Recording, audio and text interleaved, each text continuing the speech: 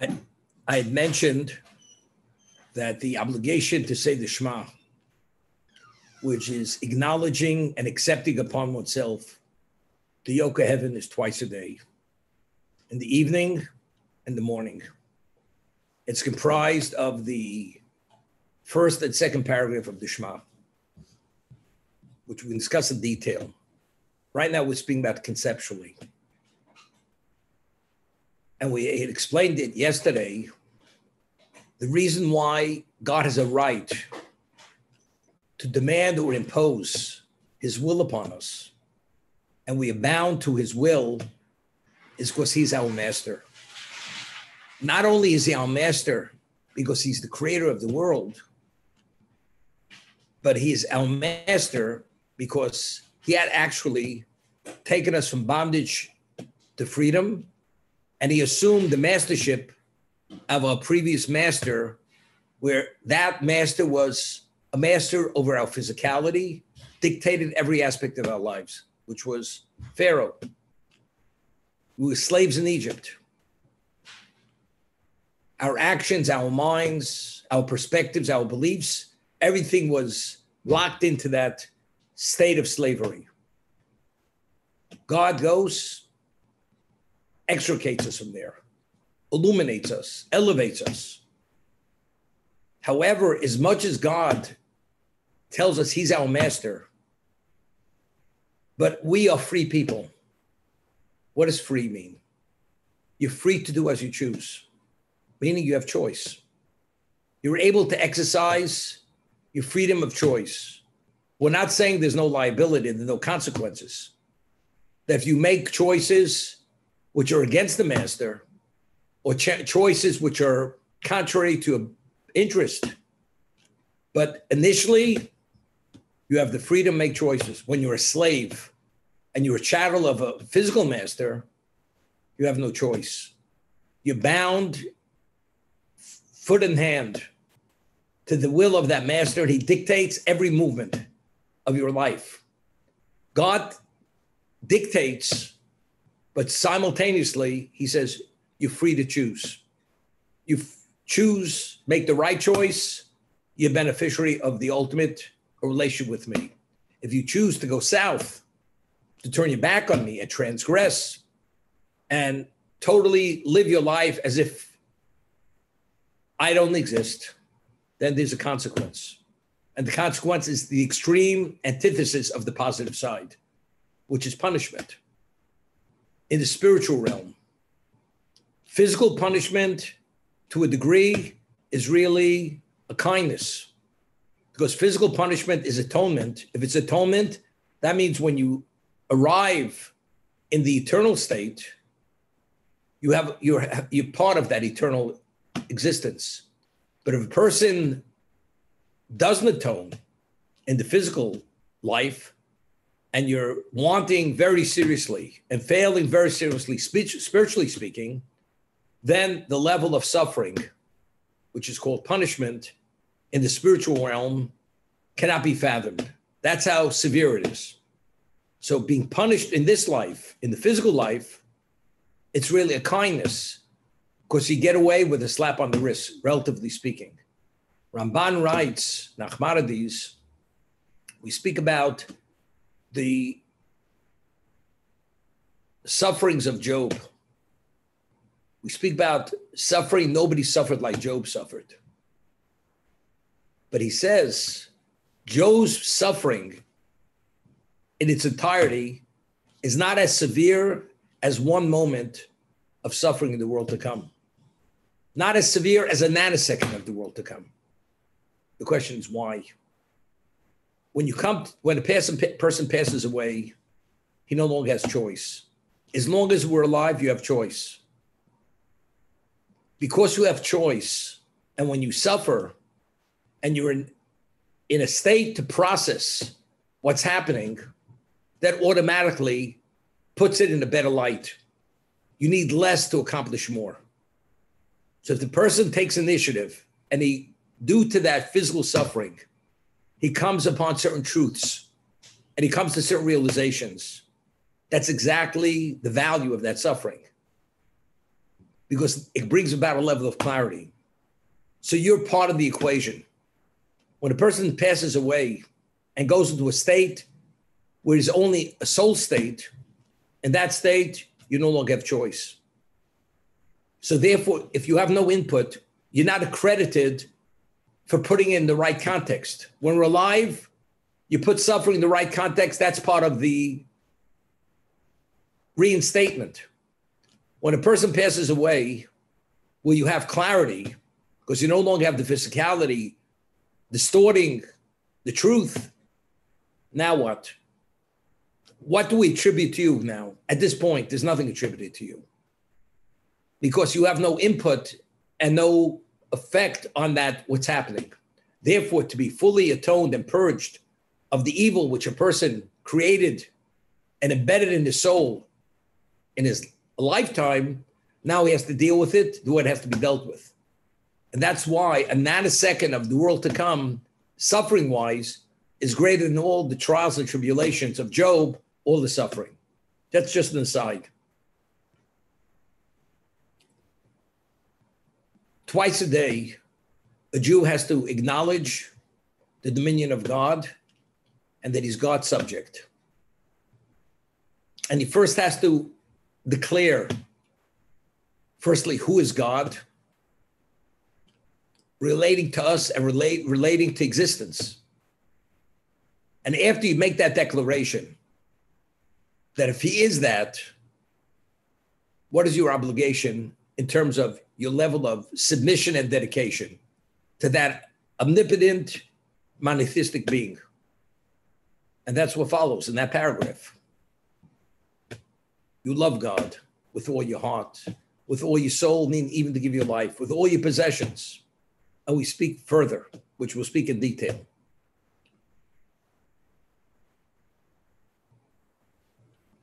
What is the objective of creation? What I'm telling you now, the Ramchal, Rabbi Luzzatto, explains in his work, The Way of God in the Derech Hashem. The objective of creation is, which was originally the intent, God never intended that his existence should be in the celestial level with angels. It was meant to be associated with man, with Adam.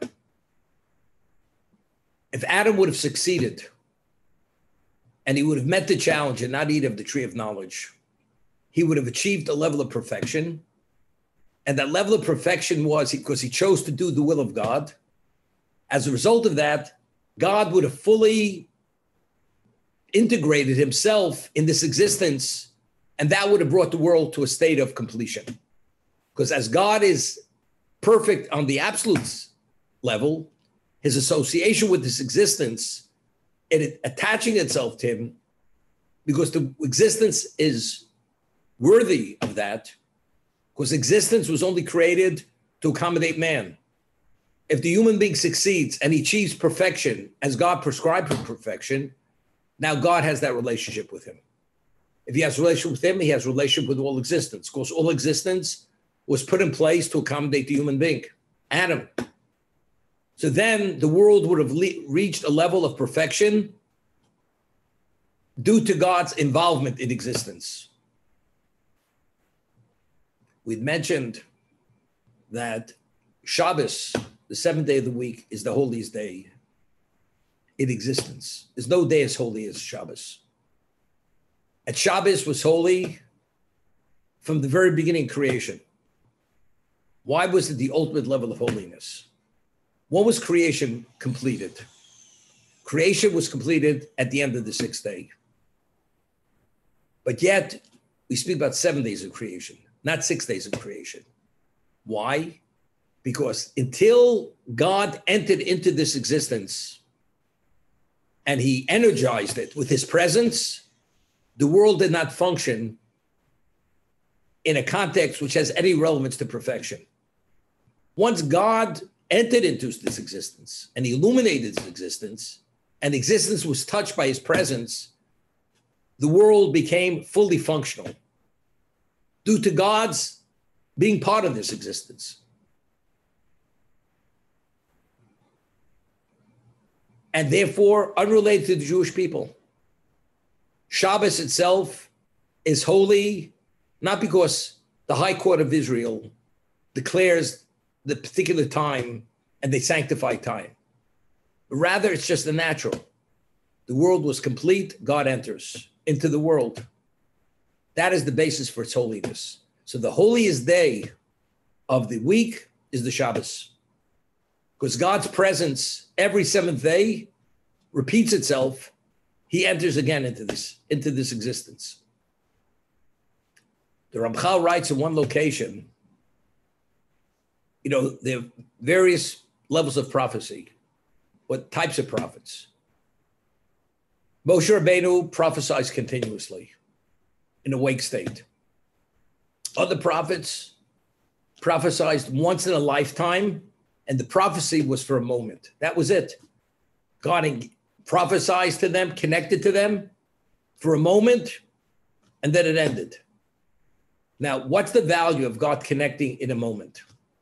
So Ramchal writes that when God communicates with the prophet, it's not through his physical faculties. It's not through his brain. It's to the soul.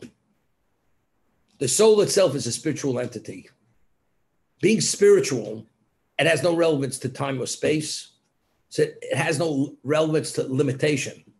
So if God, when he communicates with the prophet, whatever he wants to communicate, the amount of information and level of clarity he wants to bring to that prophet, in a moment, he's able to bring enough information that it would take 100 years to accumulate, because again, it's not through the human faculty, which is limitation, it's directly through the soul, which is unlimited. That's what it is.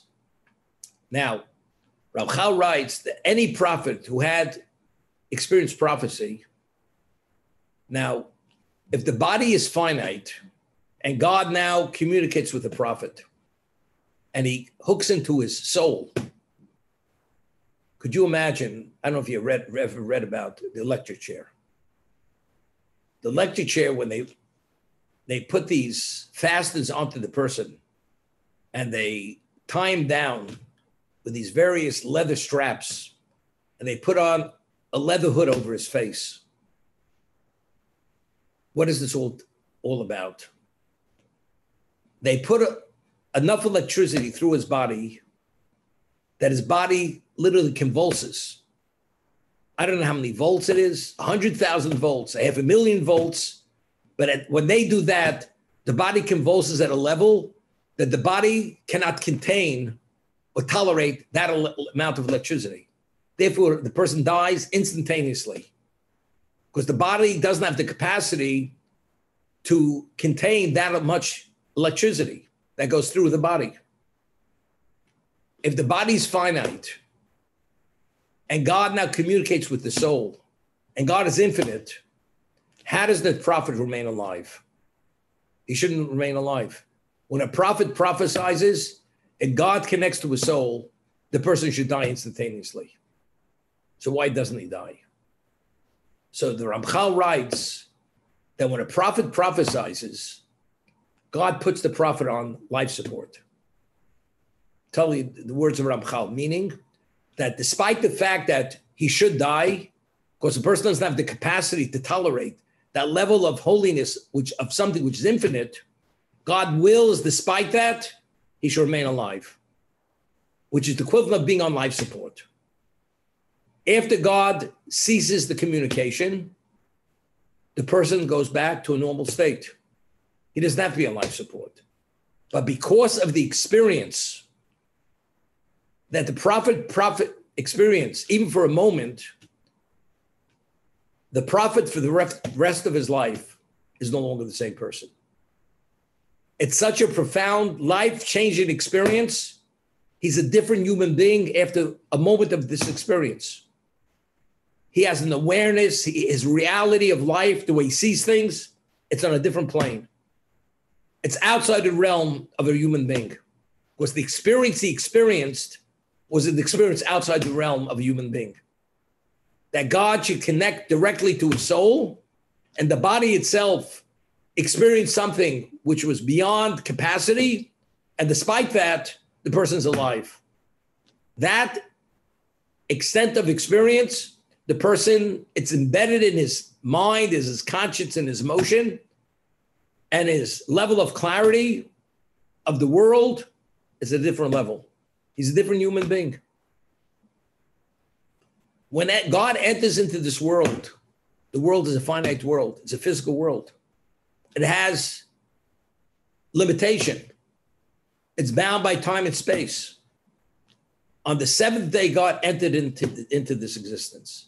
That means the infinite being is associating himself with a finite location, which is the physical world.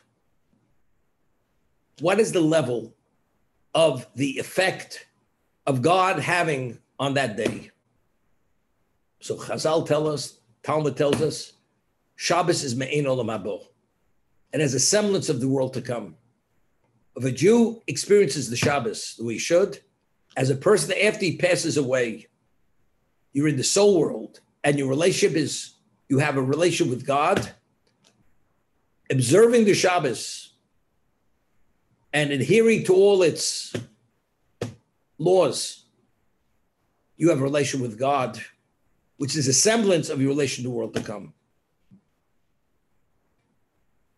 Although the seventh day of the week is also 24 hours, like any other day. But because of God's association with the day, in terms of its innate value, there's a transformation in that limitation. It's no longer limited. Because the moment it becomes part of, God becomes part of it, it becomes unlimited. The location is unlimited. The holiness is unlimited. And that is the source and the basis of the sanctity of Shabbos. And every 7 days, on the seventh day, God re-enters into existence. This repeats itself 6 ordinary days, the seventh day. Now, the Talmud tells us that even after God departs after the seventh day, the effect, the after effect of his being involved on the seventh day carries over until Wednesday, through Tuesday. There's a remnant of that holiness until Tuesday. And from Wednesday going forward, it's already affected due to the upcoming entry of God on Saturday, which is the Shabbos. So therefore, every day of the week has relevance to God's presence, either after God departs, which is Saturday night, or God re-entering on Friday night. So all the weekday days, which are ordinary, which are mundane, are touched by God's being, God's holiness. As we said, even after God detaches from the prophet, due to the experience, he was touched by something which is infinite. The prophet as a human being is a different human being. The world is a different world. When God enters, although after he departs, he's not entering to this existence once the seventh day is over. Doesn't make a difference. And it's interesting. Every day we conclude the morning service and we say, Hayom Yom Rishon B'Shabbos. Today is the first day of Shabbos, the second day of Shabbos. And we say a psalm at the closing of the morning service. What does it mean? Today's the first day of the Shabbos. And we're counting the days. So you'd say, because since there's a positive commandment, we should always remember the Shabbos. Therefore, we say it's the first day of Shabbos. We always have Shabbos in mind.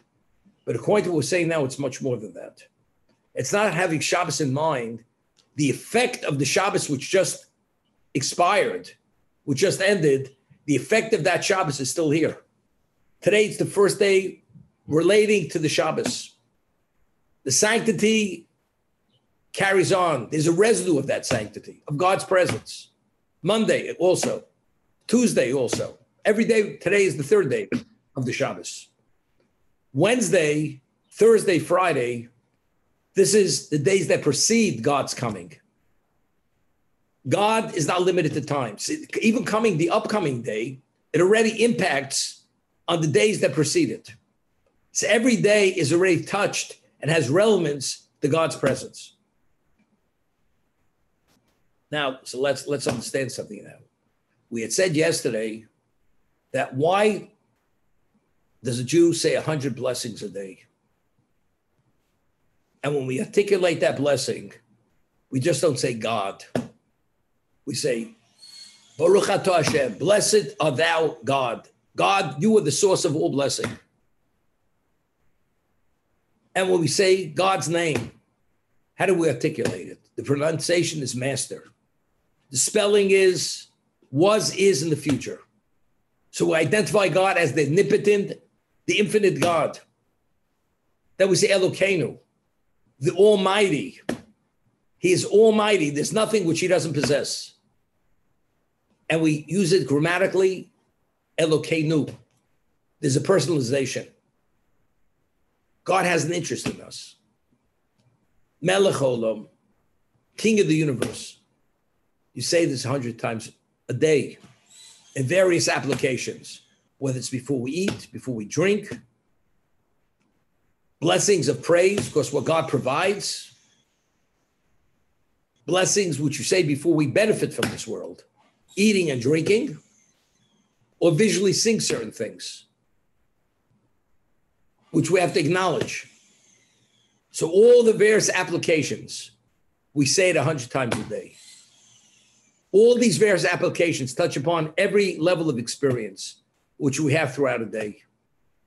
Our bodily functions, when we eat, we drink, we see, we stand, we awaken, we study, everything. But what is the value of that? The value of that is, as I mentioned, I quoted the Rambam, Maimonides in the Laws of Blessings, Kadei Sheyizkor Boro Tamid. It's to maintain a cognizance of God continuously, that he should never be out of sight. He should always be in mind. That is the value of that.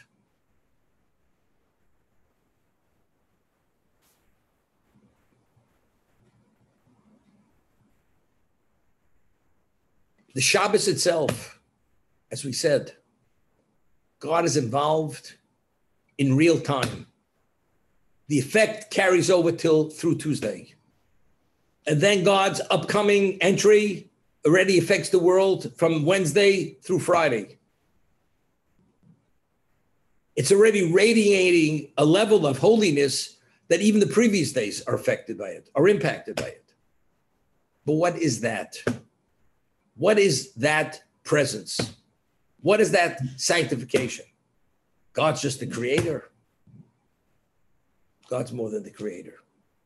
God is the source of all blessing. God is infinite. God is almighty on a personalization level. Almighty. Do we know what entailed to bring about this existence? He's almighty. There's nothing that he doesn't possess. That's almighty. And this almighty being who's infinite has a personal relationship with us because he took us as his people. That's Elokeinu. That's what it is. Melech Olam. It's not only created the universe, and it's not only almighty. He's still, every moment, he's the king of the universe. So the king of the universe, who's almighty, who's infinite, is Elokeinu, has a personalization with us. You say that 100 times a day, and you focus on those words, you'll always sense God's presence throughout the day, throughout your life.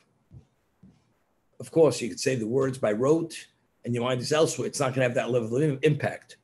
But the value of that is, you should remember your creator continuously. So I had said, we find Moshe Rabbeinu, before he passed away, he says, what is God asking of you? What is he asking of you? To do his mitzvahs, to follow his commandments, to walk on his path, to love him. What is he asking you? So in Hebrew, the word ma is what? Ma means what? However, the Midrash says the word ma can be read meyo, 100. It's a play on words. Ma is alluding to 100. What is God asking? He's asking you to acknowledge him 100 times a day through blessings. But why is he asking you that? Because if you have that level of cognizance and you have a sense of who he is, you will do his will. You will love him. You follow his dictate. You'll embrace his statutes. You will do things exactly because you have an appreciation of who he is. We don't even have to talk about reward. It's a privilege itself to be the subject of that master who's almighty, who's infinite, who's the king of the universe. So if you're able to somehow internalize that reality, because we say it every day 100 times, we say that blessing, which contains, every blessing contains that, hopefully we'll be impacted by it. But you have to say it 100 times a day. I'd mentioned in the past, Moshe Rabbeinu says to the Jewish people, Atem hadveikim Hashem Elokeichem chaim kulchem hayom. You cleave. The word dveik means cleave to God, and therefore you live. So the Maral Prague explains, if God is the source of all life, because he willed all life and he continues to will life, so when you attach yourself to him, what are you attaching yourself to? The source of all existence, the source of all life. And that's what Moshe says to the Jewish people. Atem adveikim Hashem Elokeichem. When you, because you're attached to God, you're almighty, chaim kulchem, you live continuously. You're all living. You're all functional. Because you're connected to the source of everything, which is the source of life, which is God. Now, to be attached in that word, dveikim, if you look in a Sefer Torah, on the kuf of dveikim, there's a little crown. And the Baal Turma explains, what is the symbolism? What is that crown alluding to? Kuf, numerically, kuf is 100. It's alluding that if you want to be attached and maintain that cognizance, you must say 100 blessings a day. If you say 100 blessings a day and you acknowledge God in that context, you'll be able to attach yourself to him. Because the only reason why you do attach yourself to him is only because you have that sense of his value and you want to be where the ultimate value is. Therefore, you cleave to him. So if that is the case, you're cleaving to him, you have the consciousness of his presence. You will remember him without interruption. But why 100 times? We're saying the Torah, when it says ma, it's alluding to me'ah means 100 times a day.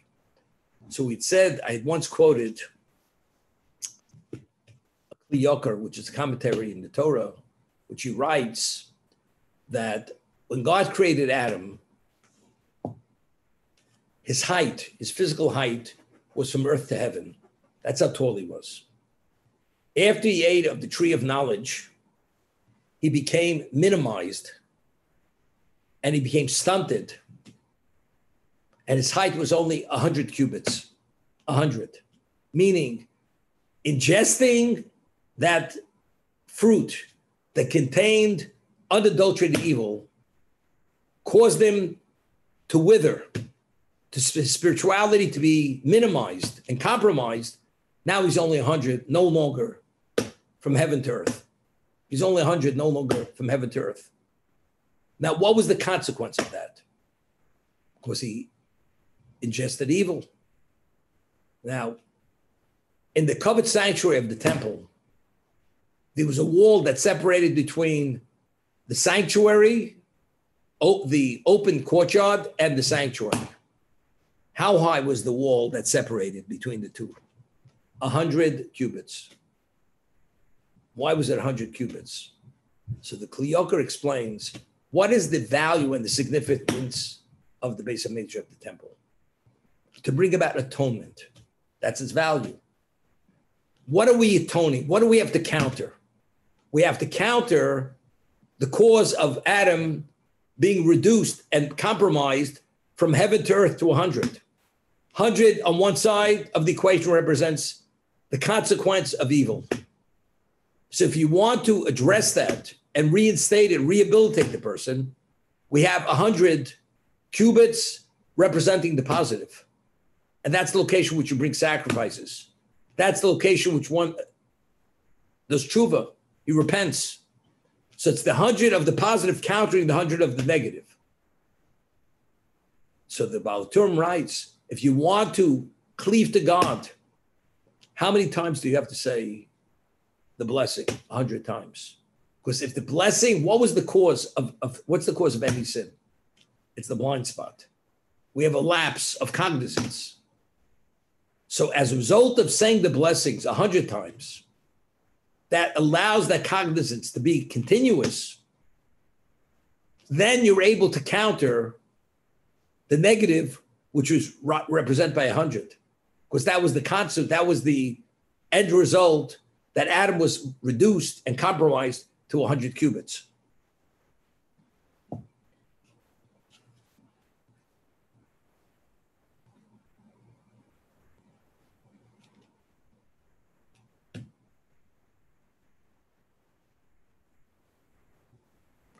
All blessings are rabbinical. And they legislated it because it has that value to maintain that cognizance.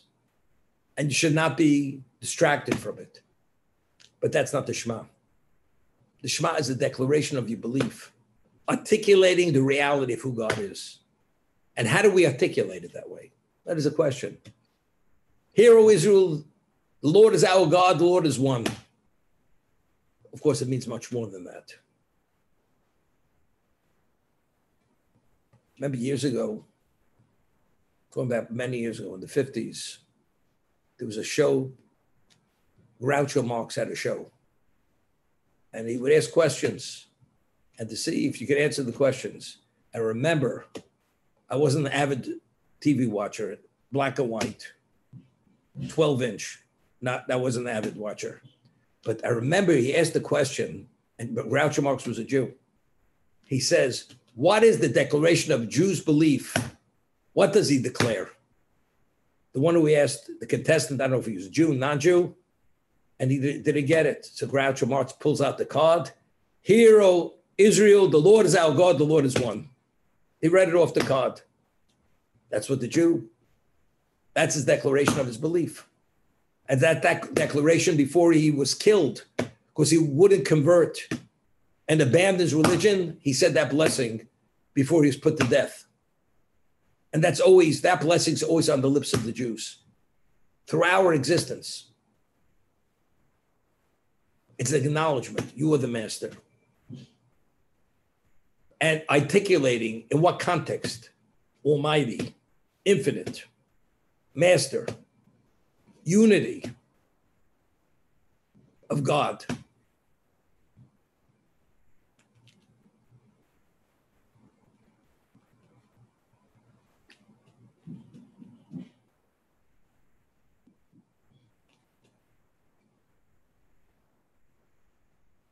We're going to stop here today.